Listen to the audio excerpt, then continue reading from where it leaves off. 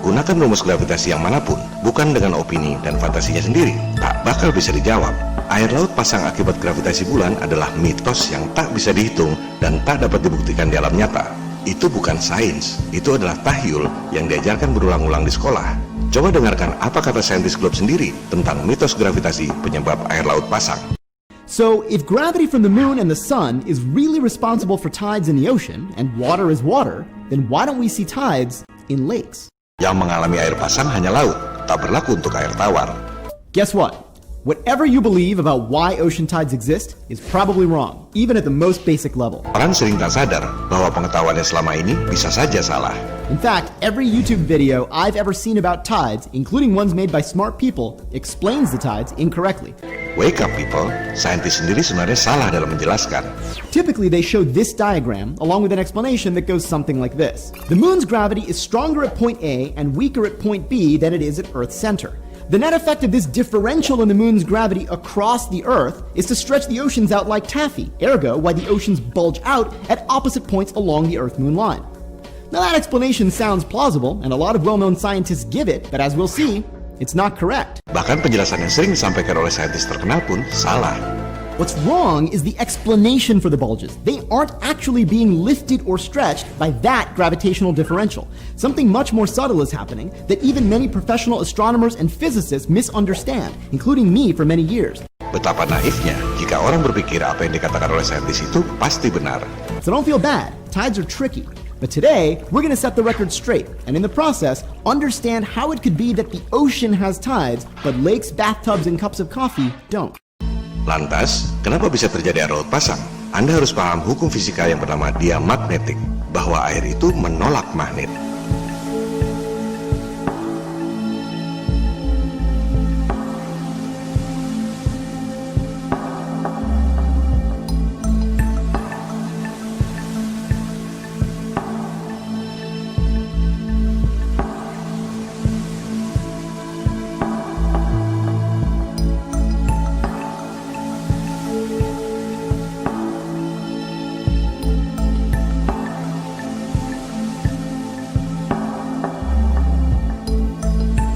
Apalagi air yang mengandung garam. Pada eksperimen ini terlihat bahwa efek garam membuat gaya tolak magnet menjadi lebih tinggi.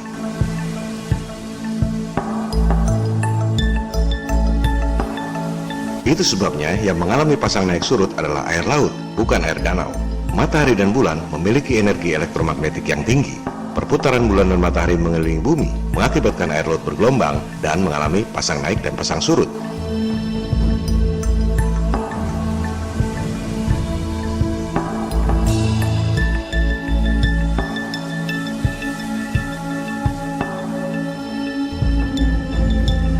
Matahari dan bulan adalah dua energi yang berlawanan. Matahari memiliki sifat elektromagnetik positif, membuat air laut pasang surut di siang hari. Bulan memiliki elektromagnetik negatif, membuat air laut pasang naik di malam hari. Posisi bulan dan matahari mempengaruhi kuat atau lemahnya daya pasang. Sama seperti baterai yang membutuhkan energi positif dan negatif untuk bekerja dengan baik. Ketika posisi bulan dan matahari pada titik terdekat dan terjauh, yaitu awal bulan dan tengah bulan Hijriah alias bulan purnama, air laut mengalami pasang yang lebih besar, disebut spring tide. Ketika posisi bulan dan matahari 90 derajat, sekitar tanggal 7 dan tanggal 21 Hijriah, daya pasangnya pada titik terendah disebut neap tide. Asal kata dari neap dalam bahasa Inggris kuno, artinya tanpa daya. Bukan hanya air laut pasang, tapi juga pusaran angin dan topan mengikuti pola pergerakan matahari dan bulan mengelilingi bumi datar. Ini adalah aksi dan reaksi antara bumi sebagai pusat alam semesta dengan matahari dan bulan. Daya elektromagnetik yang dimiliki oleh bumi membuat matahari, bulan, dan bintang-bintang berputar mengelilingi bumi. Sebaliknya, daya elektromagnetik matahari dan bulan mempengaruhi perilaku alam di bumi. Di samping faktor elektromagnetik, juga ada faktor frekuensi suara yang mempengaruhi air dan benda-benda lain di bumi.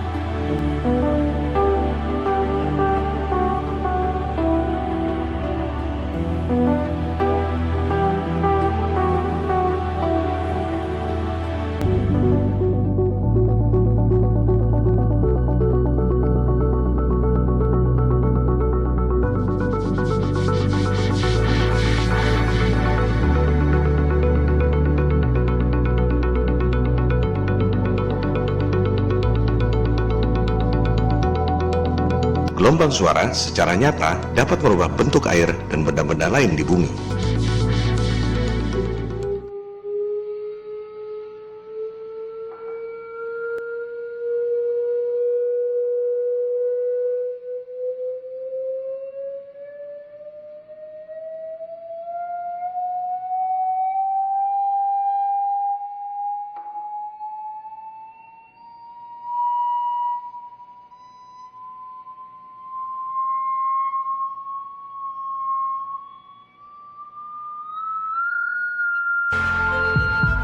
Kesimpulannya, kombinasi dari gaya elektromagnetik dan frekuensi suara antara bumi, bulan, dan matahari mengakibatkan pusaran angin, gelombang air laut, pasang naik dan pasang surut.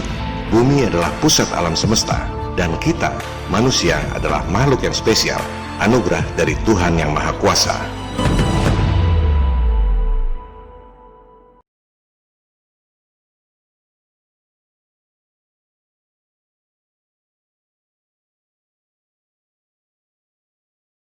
Perkembangan terakhir, saintis menemukan bahwa bukti-bukti saintifik berupa cosmic microwave background menunjukkan bahwa bumi adalah pusat alam semesta. Temuan saintifik ini tentu saja menggemparkan dan menimbulkan kemarahan di kalangan para saintis sendiri. Terlebih lagi, setelah kalangan saintis yang punya hati nurani mengemukakan temuan ini lewat film dokumenter sains berjudul The Principle. Berikut adalah cuplikan berita tentang dokumenter Bumi Pusat Alam Semesta itu pada CBN News. A new documentary is so controversial, scientists and even people in the movie are condemning it before they've had the chance to even see it. It'll have the effect of literally putting Earth back at the center of the universe.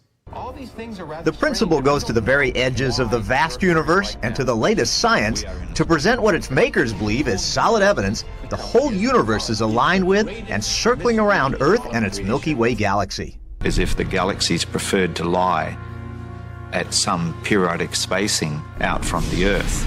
This is sort of like saying that our galaxy is somewhere near the center of the universe, and when you look at the galaxies arrayed all around us, they're on sort of like giant shells.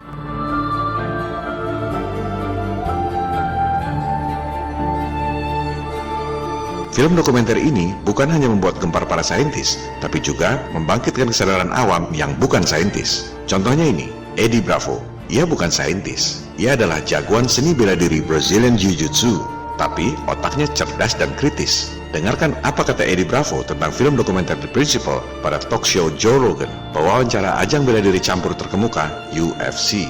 Amazing documentary, just a fucking life-changing documentary called The Principle. Have you seen that? No, I've not.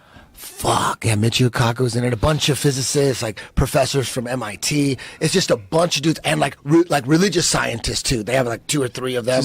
It's like 10 dudes, like a navigation expert, physicist, Michio Kaku, and they're all just going back and forth. You know, all these astrophysicists and cosmologists and shit going back and forth, discussing space.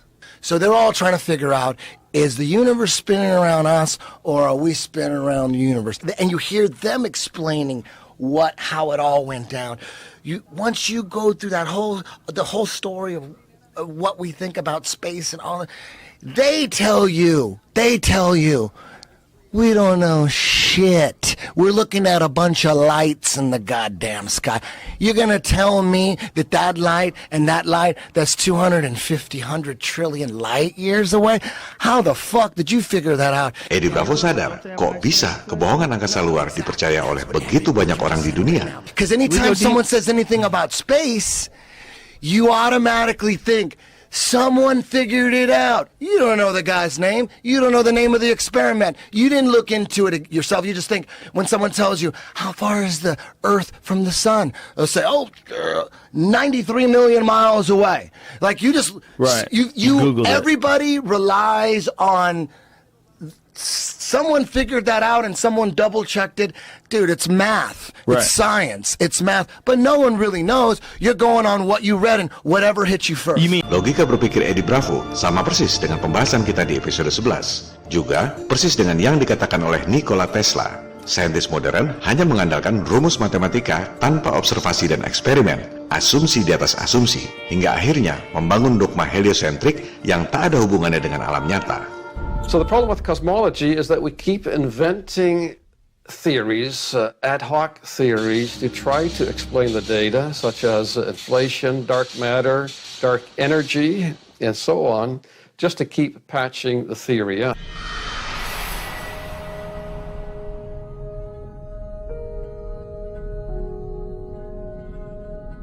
So the Earth is not moving exactly like the Michelson-Morley interferometer says it's not moving. Albert Einstein himself said that if Michelson-Morley is wrong, then relativity is wrong.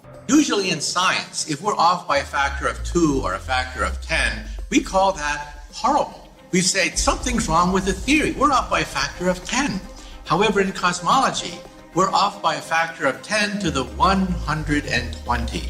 That is 1 with 120 zeros after it. This is the largest mismatch between theory and experiment in the history of science. Berikut adalah penjelasan Eddie Bravo dari kacamata awam tentang temuan mengejutkan bahwa cosmic microwave background menunjukkan bahwa bumi adalah pusat alam semesta. They took a picture, it's called a cosmic microwave background. It's a picture of all the galaxies all the way around you.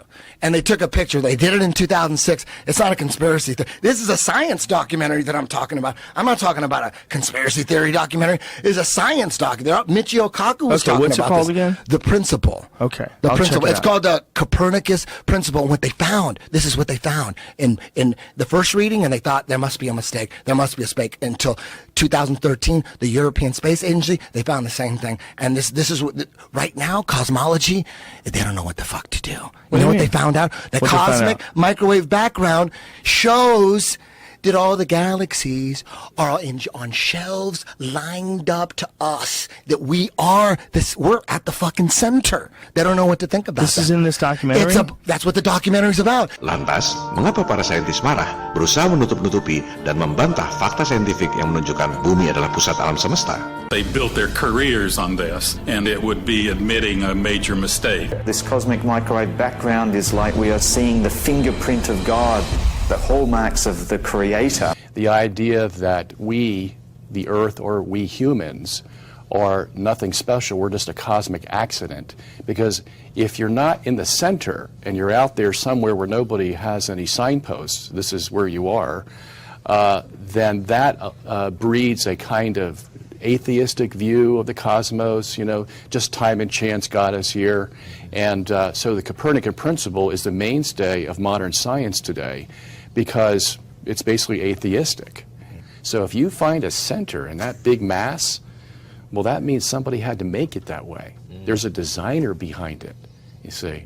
So that's why they want to get away from the center idea. Jadi, fakta saintifik cosmic microwave background menunjukkan bahwa bumi adalah pusat alam semesta. Di sisi lain, kita tak bisa pergi ke angkasa luar, hanya bisa mencapai 80 km dari permukaan bumi. Di atas itu, langit tak dapat ditembus dengan bom nuklir sekalipun. Kita tak bisa pergi ke bawah. Manusia cuma bisa membor bumi sedalam 12 km. Setelah itu, bumi terlalu keras hingga alat apapun tak mampu menembusnya.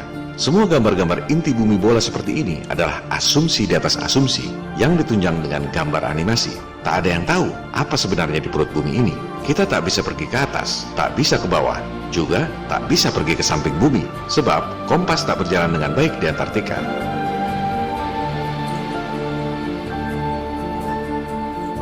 Tanpa dijaga tentara pun, tak ada yang bisa menembus Antartika.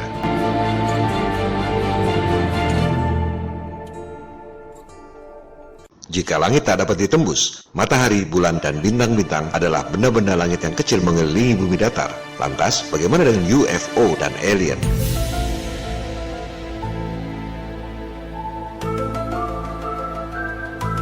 Penampakan UFO di depan banyak saksi mata yang tak terbantahkan merupakan fenomena real. Pertama kali adalah peristiwa yang disebut Pertempuran LA 25 Februari 1942. Ini adalah fenomena real, bukan hoax.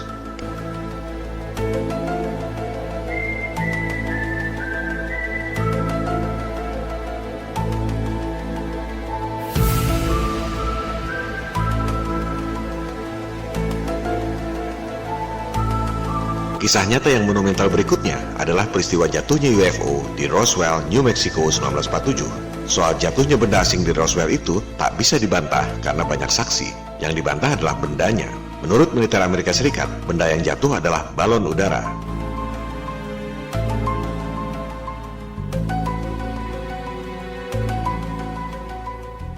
Bantahan itu justru menambah kental aroma konspirasi. Dari situlah kemudian ramai berbagai mitos tentang proyek rahasia Amerika dengan aliens di Area 51. Belakangan ini, media-media Inggris membuka dokumen-dokumen rahasia Perang Dunia II dan ramai memberitakan bahwa UFO yang jatuh di Roswell itu adalah buatan Nazi Jerman. Para saintis Nazi memang canggih. Untuk memenangkan Perang Dunia, Nazi membuat banyak pesawat rahasia militer, termasuk piring terbang ini.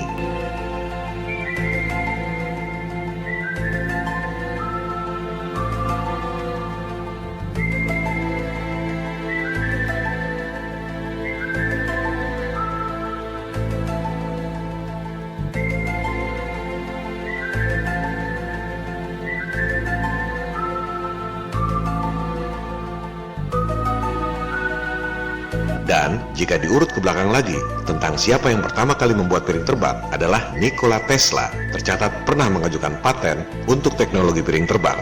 Tesla adalah seorang super jenius yang tak pernah lelah menciptakan teknologi berbasis sumber daya alam. Teknologi piring terbang Tesla tidak menggunakan bahan bakar, melainkan menggunakan pembangkit listrik gratis yang rencananya ia terapkan di seluruh dunia. Listrik gratis, bahan bakar gratis, semuanya wireless. Itulah yang digagas oleh Tesla 117 tahun lalu, sebelum akhirnya percobaannya dihancurkan dan ia dikucilkan oleh pentolan elit global JP Morgan. Tesla adalah ilmuwan yang paling ditakuti dan paling dibenci oleh elit global. Tesla adalah pembenci perang. Ia mendesain sebuah alat yang bernama Death Ray yang ia harap dapat mengakhiri perang. Satu senjata buatan Tesla ini mampu menghancurkan 10.000 pesawat terbang musuh dari jarak 400 km. Tentu saja elit global makin ketakutan dan Tesla makin dikucilkan. Setelah Tesla wafat tahun 1943 di New York, semua catatan-catatan ciptaannya disita oleh pemerintah Amerika Serikat. Teknologi Tesla yang futuristik itu dikembangkan secara rahasia oleh militer. Salah satunya, tentu saja, piring terbang Tesla yang dikembangkan kembali di Kanada.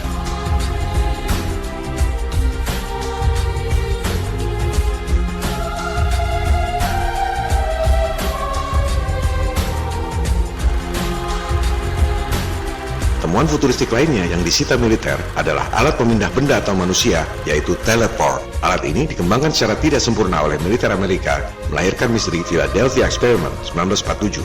Jika Anda menonton film Star Trek, ada alat teleport yang mampu membuat orang jadi partikel dan pindah ke tempat lain. Inspirasinya adalah dari temuan nyata Tesla. Tesla adalah ilmuwan yang eksentrik yang tak terlalu memikirkan uang. Jika pembangkit listrik tetap jadi bisnis besar yang menguntungkan sampai saat ini, Tesla justru ingin membuat pembangkit listrik gratis di seluruh dunia. Ia pun tak peduli karyanya dicontek orang, karena merasa bahwa otaknya hanya sebuah receiver, seperti antena radio. Ia merasa hanya menangkap kecerdasan ilahiyah yang memang sudah ada di alam semesta ini, Divine Intellect. Dari karya tulisnya yang berjudul Talking with the Planets, kita bisa simpulkan bahwa Tesla memang bukan orang normal, melainkan paranormal. Karya piring terbang buatan Tesla itu pula yang kemudian dikembangkan oleh Nazi. Di samping mengembangkan teknologi UFO, Nazi Jerman juga merupakan negara pertama yang secara serius menjelajahi Antartika tahun 1938. Mereka menyimpan rahasia militer teknologi UFO dan penjelajahan Antartika ini. Kembali pada peristiwa penampakan UFO yang pertama kali diekspos, pertempuran LA 1942. Itu adalah UFO Nazi yang menyerang Amerika pada Perang Dunia II. Nazi memang superior dalam teknologi. Bom nuklir pun pertama kali dikembangkan oleh Nazi sebelum akhirnya disalib penyelesaiannya oleh Amerika. Ketika Nazi kalah perang tahun 1945, Amerika menyita info-info rahasia militer Jerman termasuk teknologi UFO yang belum sempurna. Amerika merekrut lebih dari 1.600 saintis Nazi lewat program militer rahasia Operation Paperclip. Salah satu saintis Nazi yang direkrut adalah Wernher von Braun, yang kemudian diangkat jadi direktur pertama NASA yang sukses membohongi dunia lewat moon landing hoax. UFO yang jatuh di Roswell 1947 adalah UFO Nazi yang disita oleh Amerika setelah menang perang. Jelas saja jatuh, karena teknologi curian itu belum sempurna. Dan jelas saja pemerintah Amerika membantah keberadaan proyek rahasia militer sitaan perang itu. Dari info sitaan perang itu pula, Amerika mendapat info rahasia tentang Antartika dan mengutus Admiral Byrd pergi ke Antartika dengan pasukan militer lengkap lewat Operation High Jump 1946-1947. Yang mengejutkan adalah dokumenter yang diedarkan oleh pihak Rusia. Pasukan Admiral Byrd terlihat diserang oleh UFO.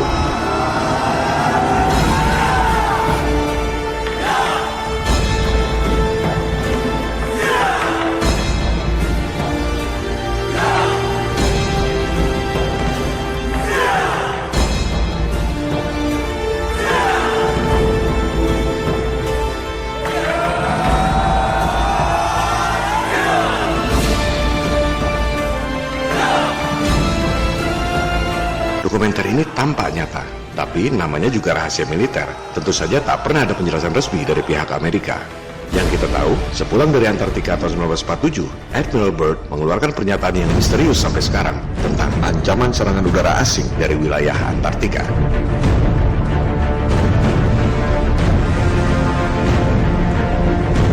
Antartika adalah proyek militer. Betapa naifnya jika orang-orang yang tak punya rasa peduli menganggap Antartika adalah proyek sains untuk kemaslahatan umat manusia di dunia. Silakan Anda lihat clipping-clipping tentang Antartika pada akhir dekade 50-an. Elit global sendiri yang mengatakan bahwa gagasan membentuk wilayah bebas seperti Antartika di bawah PBB adalah langkah menuju One World Government, New World Order.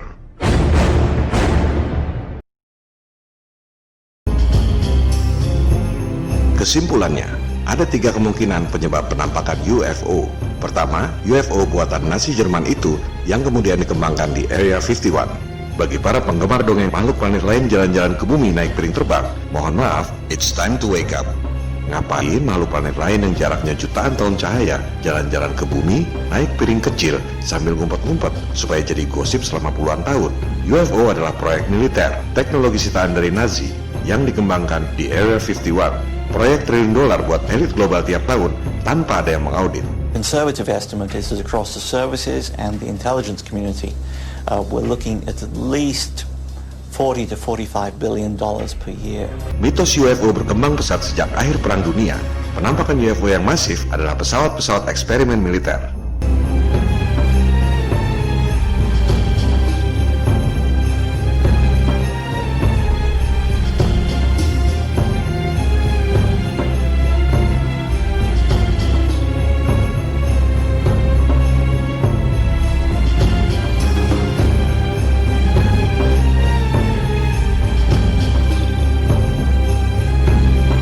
Supaya tak ada yang meributkan, Area 51 dijadikan top secret daerah terlarang dan mitos-mitos UFO sengaja dikembangkan untuk mengalihkan isu.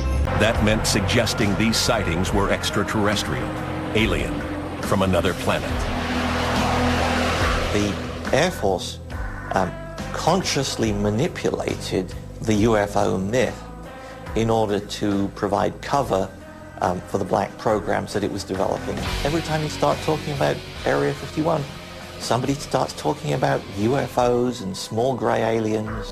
If that is indeed the result of a deliberate disinformation attempt, I would love to meet the person responsible and shake his hand because it was a really, really good one. President Bill Clinton is here with us, so if I was president, and I won't be, let's be honest, the first thing I would do after putting my hand on that Bible and taking that oath to serve the country is I wouldn't even probably finish the oath. I would run to the White House.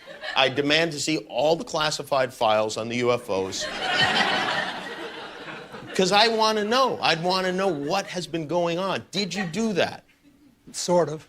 Sort of. Oh, you're trying to give me a hint that there are aliens. Begitu pula penampakan UFO yang sering terjadi di Amerika Latin. Bukti-bukti sejarah secara nyata menunjukkan beberapa petinggi Nazi memang lolos dari sekutu dan hijrah ke Argentina, Paraguay, dan Uruguay. Sejak itulah berkembang penampakan UFO di wilayah Amerika Latin.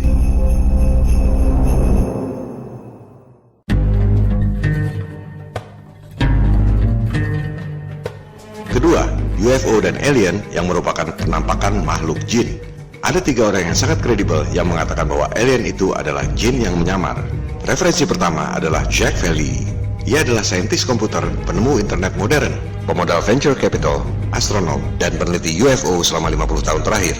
Ia menginterview banyak korban penampakan dan penculikan aliens. Ia tahu persis bahwa alien itu bisa tiba-tiba menampakkan diri atau materialized, dan tiba-tiba menghilang atau dematerialized. Aliens adalah jin. Fenomena penculikan oleh aliens di berbagai negara sebenarnya sama saja dengan kisah-kisah tradisional seperti di Gondol Wewe, Kuntilanak, atau Sundel Bolong. Referensi kredibel yang kedua, Syed Hussein Nasr. Ia adalah saintis lulusan MIT, doktor lulusan Harvard, dan sekarang menjadi profesor pusat pengkajian Islam di Washington University. Nasr adalah salah satu orang yang paling cerdas yang masih hidup yang pernah saya ketahui. Ia menghabiskan sebagian besar waktunya untuk mengkritisi sains modern yang dianggapnya merupakan penyimpangan dalam 300 tahun terakhir. Tentang alien, Nasser mengatakan bahwa penelitian tentang penculikan alien yang dilakukan oleh para akademisi yang kredibel di Amerika, termasuk yang dilakukan oleh Jacques Vallée selama puluhan tahun, sudah cukup untuk menunjukkan bahwa ada makhluk dari dimensi lain di alam semesta ini. Maksudnya adalah jin. Extraterrestrial bukan makhluk dari planet lain, melainkan makhluk dari alam lain. In other words, something coming from another dimension into our world, which is very commonly experienced in other cultures, but not in this culture. Referensi kredibel ketiga, Roger Morneau atau Roger Morneau. Ia adalah mantan jemaat gereja setan yang kemudian insaf dan menjadi pendeta. Ia kemudian membongkar ajaran-ajaran yang ia peroleh dari gereja setan itu. He said the supposed spirits of the dead that you're talking with are demon spirits.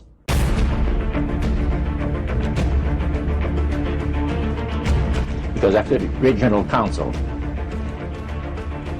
it was decided that Satan would tutor Charles Darwin personally in setting up the principles of his theories of evolution.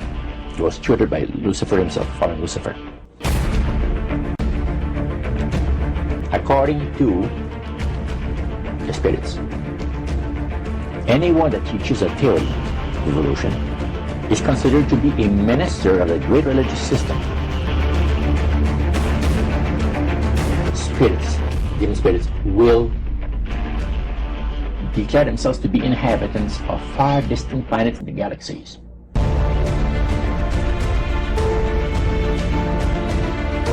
Referensi lainnya bahwa UFO dan aliens itu adalah jin dipertunjukkan oleh seorang paranormal bernama Prophet Yahweh yang mampu memanggil jin UFO kapan saja dan di mana saja. Ia menantang stasiun TV ABC News untuk menentukan kapan dan di mana stasiun TV itu mau meliput Prophet Yahweh memanggil jin UFO. He's the Las Vegas man who claims he can summon UFOs on command. Pretty wild. So we sent Action News reporter Mike Delastrito to get the real story. But what he found shocked everyone. We met up with Prophet Yahweh, seer of Yahweh at Doolittle Park off Lake Mead. We picked the day, we picked the time, and we picked the location. Everyone's going to think you're absolutely nuts. Well, I thought I was absolutely nuts. Until he says he saw UFOs. Over the years, 1,500 of them. Can we make it 1,501 today? What do you think? I'll try it.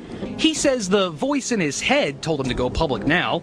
So we took him up on his offer, and we scanned the skies. Nothing but a few clouds. When the prophet started praying for a sighting, I wasn't exactly convinced. I pray, oh Yahweh, that you send a sighting so that they know that I am not mentally ill. I am not a false prophet. I see something straight up. Oh, brother, look at it. There it is. You can barely see it, a white speck. Then another sighting. There it is. I got it. Photojournalist Jonathan Hawkins locks in on it. Let's take a closer look here. It's an orange sphere that appeared out of nowhere. It'll be back.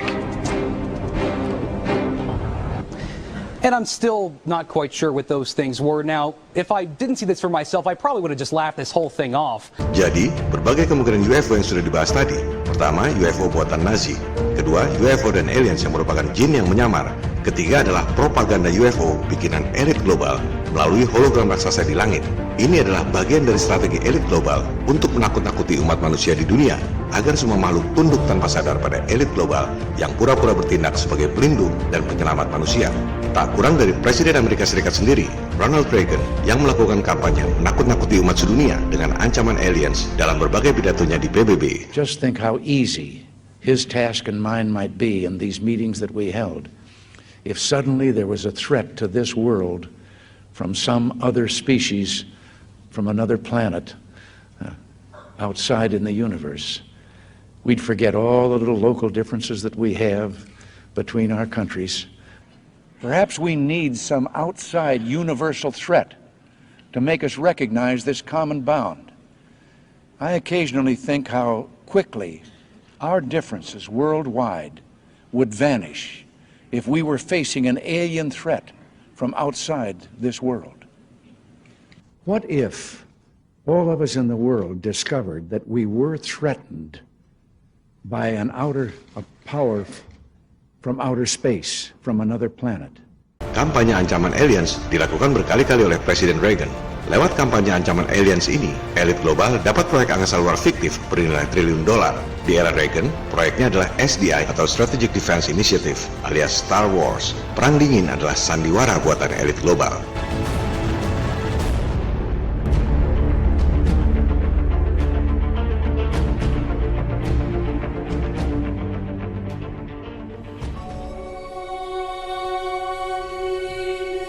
Kembali pada Roger Morneau, mantan jemaat gereja setan yang insaf dan menjadi pendeta, membeberkan rahasia ajaran penyembah iblis. Perjanjian dengan iblis. Iblis akan memberi Anda kekayaan dan kejayaan. Namun, ketika mati, menurut dia, iblislah yang menjemput nyawa Anda. Anda akan jadi budak iblis lamanya di alam keabadian. We worship spirits. We worship Lucifer and all his angels. They're just as beautiful as they did before they were cast out of heaven. He says there was a misunderstanding in the whole thing. He says among the inhabitants of the galaxies. And he says our master was misunderstood. And God did not bear with him like he does with people that make mistakes today. So we're in a warfare, good against evil. And we happen to be the evil ones, but we're not that bad. They are sold to the fact that Christ will not return to this planet with power and great glory. He's going to abdicate all claims to the planet because the high priest once said that Christ will abdicate all claims to the planet because he knows that it is lawfully and rightfully Satan's. And at that time he says, Lucifer, you mentioned Lucifer a lot of times, but he mentioned Satan also. He says, the master, usually they like to talk about the master will resurrect his people from the grave. Kisah perjanjian dengan iblis ini ada di tiap kultur di dunia. Di Jawa misalnya, kita mengenal kisah babi ngepet, pesugihan Gunung Kawi yang selalu meminta tumbal jiwa, leak di Bali, dan lain-lain. Begitu pula di Asia, Australia, Afrika, Eropa, dan Amerika. Elit global adalah sekte penyembah iblis. Para pemimpin dunia melakukan ritual penyembahan iblis, antara lain di Bohemian Grove, lengkap dengan ritual pembakaran bayi. Mereka tak peduli dengan Anda. Mereka tak peduli membohongi Anda soal satelit dan menguruk uang Anda melalui biaya telekomunikasi yang mahal. Mereka tak peduli membuat semua negara di dunia bangkrut akibat utang yang membengkak. Utang Amerika ini sudah 13 kali lebih banyak dari jumlah uang dolar yang diedarkan. Anda masih percaya pada dolar? Uang rupiah yang beredar 586,7 triliun. Sementara Bank Indonesia kasih utang ke negara-negara dan perusahaan-perusahaan elit global hampir 2 kali lipat dari uang yang diedarkan pada rakyatnya sendiri. Sudah saatnya kita mengakhiri segala kebohongan dan kezaliman yang diterapkan dalam sistem di seluruh dunia.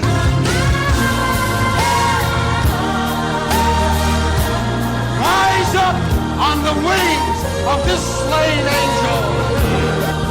Carry it forward until this city, your city, our city, his city is a palace of God. Is a palace of God. Oleh sebab itulah, bangkitnya kesadaran Flat Earth untuk membongkar kebohongan bumi globe menjadi penting bagi kita semua.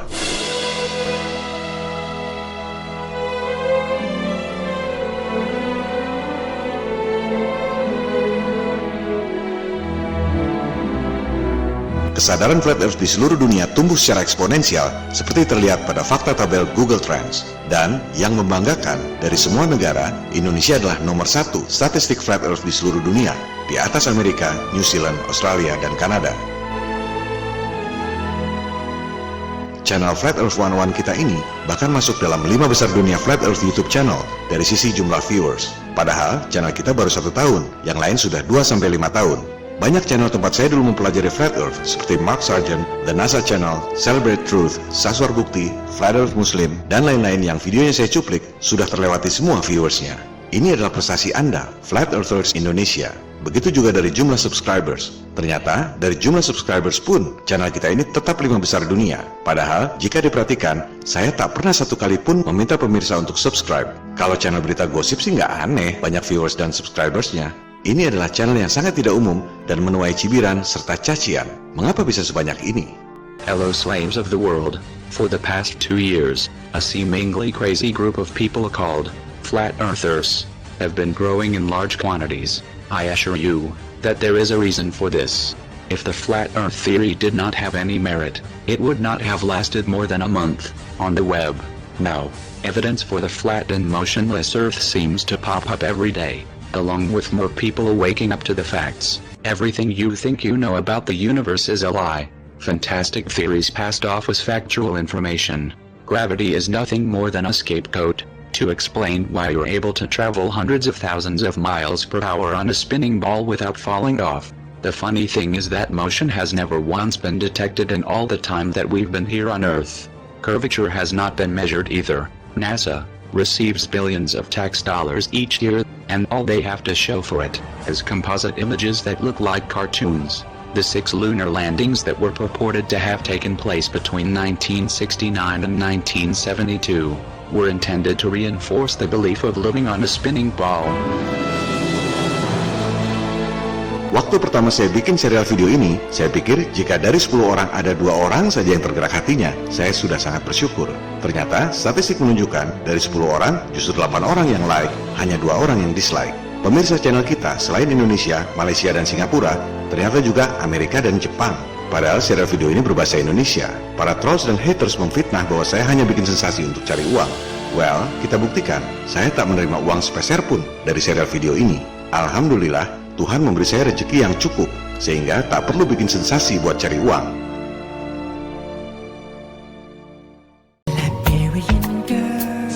Discussion forum kita diserang oleh para haters sehingga tak bisa diakses lagi. Hey, I'm not surprised, motherfuckers. Alhamdulillah, dalam waktu sehari, kita bikin discussion forum baru yang jauh lebih baik dan justru menambah solid persaudaraan kita semua. I believe whatever doesn't kill you simply makes you stranger.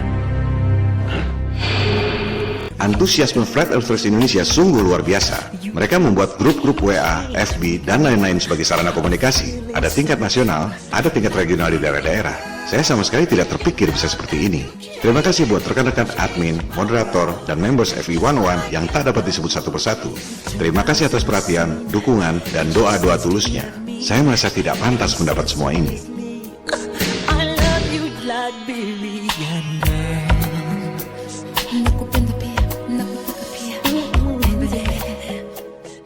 Is this the real life?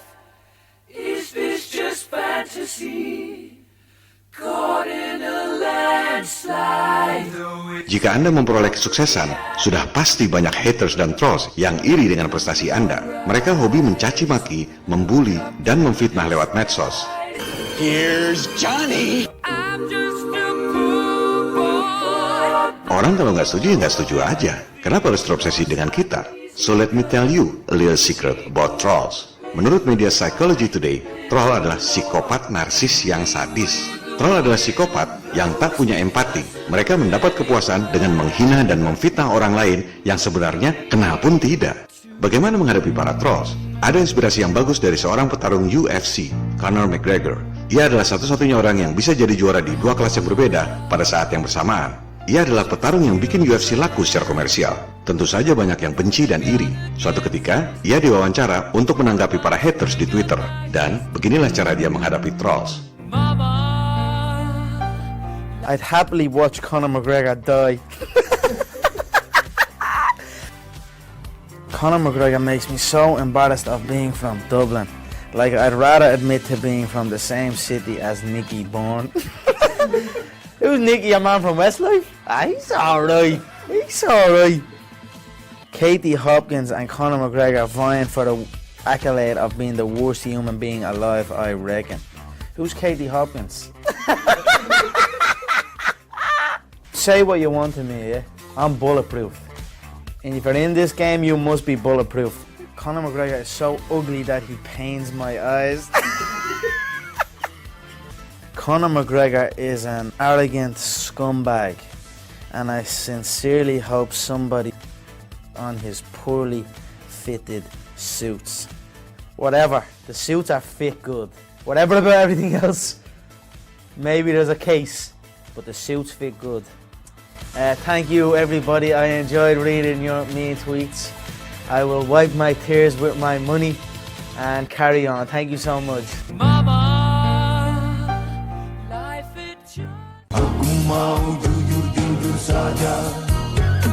Kalangan Flat Earthers Indonesia adalah orang-orang yang nuraninya tergerak dan mau berbuat sesuatu atas segala kebohongan dan kezoliman yang dibuat oleh elit global terutama dalam 100 tahun terakhir.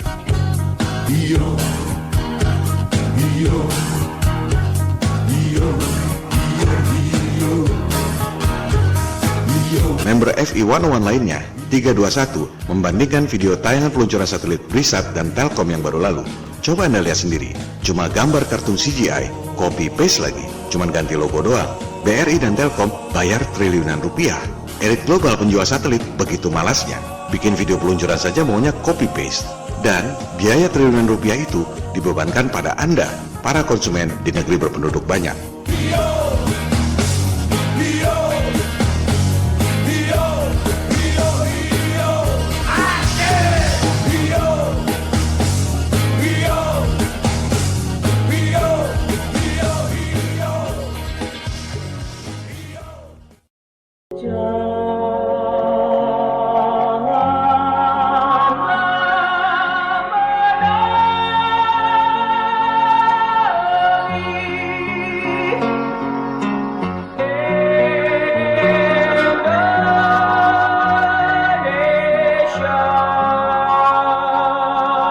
Serial video 12 episode Flat Earth 101 ini sudah selesai.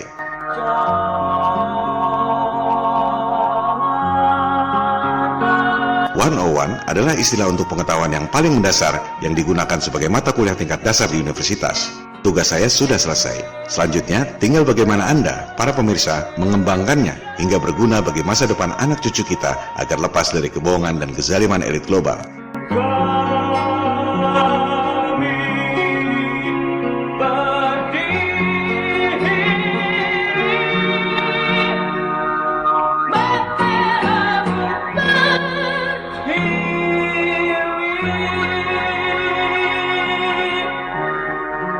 Langkah selanjutnya adalah menggulirkan 3 fokus gugatan people power ke kalangan intelektual. Jangan cuma memuaskan rasa ingin tahu, hindari debat awam versus awam. Yang tidak setuju, tinggalkan saja karena itu hak mereka. Jika diperlukan, kita dapat membuat episode khusus tentang gugatan people power ini, sehingga memudahkan bagi para flat earthers dalam menggulirkan gugatan. Selain itu, jika diperlukan dan diminta oleh rekan-rekan semua, kita bisa buatkan video-video berikutnya berupa update perkembangan Flat Earth Indonesia maupun dunia, atau pendalaman materi beberapa topik. Terima kasih atas waktu, perhatian, dan dukungannya selama ini. Salam People Power.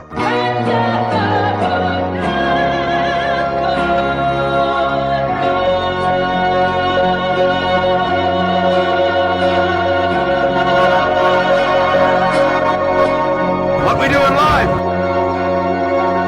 echoes in eternity.